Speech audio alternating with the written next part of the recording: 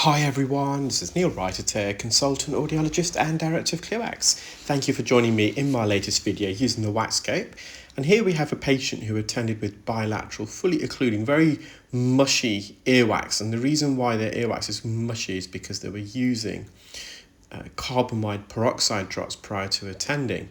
Carbamide peroxide drops is a one-to-one formulation of urea and hydrogen peroxide. Urea is a known compound which can break down keratin, and keratin is one of the main components of dead skin found in the epithelial layer of skin. So the majority of earwax, around 60%, is actually made up of corneocyte skin cells, which collectively form the epidermis layer, and contained within the corneocytes is keratin. And we also find keratin in our hair strands and fingernails. So urea is a known compound which helps to break down keratin, but it's also extremely mushy. It turns the wax into a very difficult consistency to then retrieve and extract from the ear.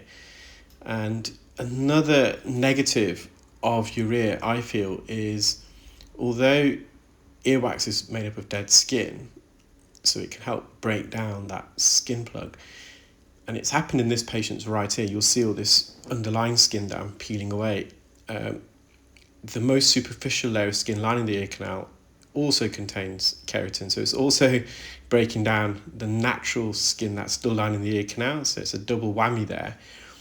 In addition, hydrogen peroxide, when that enters the ear, it reacts with an enzyme called perioxidase, which is secreted by the ceruminous glands, and that causes the hydrogen peroxide to convert into water and also convert into oxygen gas. And when it converts into oxygen gas, you have effervescence, you have this bubbling, and it's believed that this bubbling mechanical transformation of a liquid to a gas helps to break down the keratin plug. But once again, it also damages the outer layer of skin that lines the ear canal, which we want to keep intact. Water in the ear can also macerate the skin, so the skin cells absorb the water, they overswell and hydrate, and they burst at the membranes. You can see all this damaged skin that I'm peeling off the canal wall, which is separate somewhat to the wax plug. Now this plug has been there for a while. You can tell it's pitch black. The visuals was a bit difficult because it was so dark. So I'm just trying to peel it around the edge, and then eventually we do get this out in a plug. I'm just adjusting the focus there. I actually treated their left ear first, which I've also included in the clip. They felt the left ear was the worst out of the two, but the right ear was the one that was at least more observable wax. But I think some of the wax on the left side was making contact with the patient's eardrum. So I'm just giving it a little wriggle. I'm just going to be careful that the wax doesn't block the suction tip because of its consistency. So I'm just trying to drag it down from the top. So I'm just going to stretch open the patient's ear. The ear canal entrance was a bit narrow, but once we got in there, it was a decent size. Just to help with the blockage of the suction tube, I've just put a lot of medical grade olive oil spray, and that tends to coagulate the wax, so it comes out in a plug, so you can see that happening here.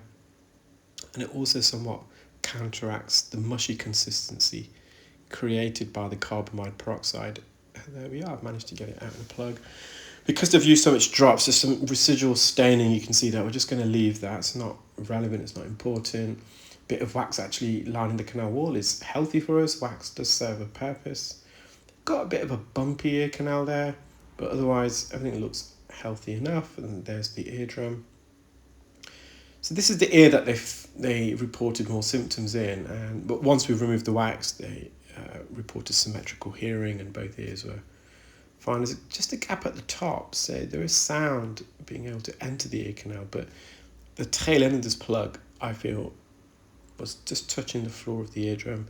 You can see this mushy consistency right at the entrance, so I'm just, in fact, the specular is almost scooping that up, so I'm just going to clear this first. Just hovering, gliding over the canal wall. I think it just blocked the tube. Just going to go back in, going to stretch open the ear. I suspect light there. Right here, I'm going to use some medical grade olive oil spray. So guys, if you are a clinician who's performing oral care, so earwax removal, or are suitably qualified but yet not performing it, our May and June clear wax ceremony management courses are now fully booked. So we've just launched a new date. It's on the screen, as you can see. It's for Saturday the 19th of July 2025.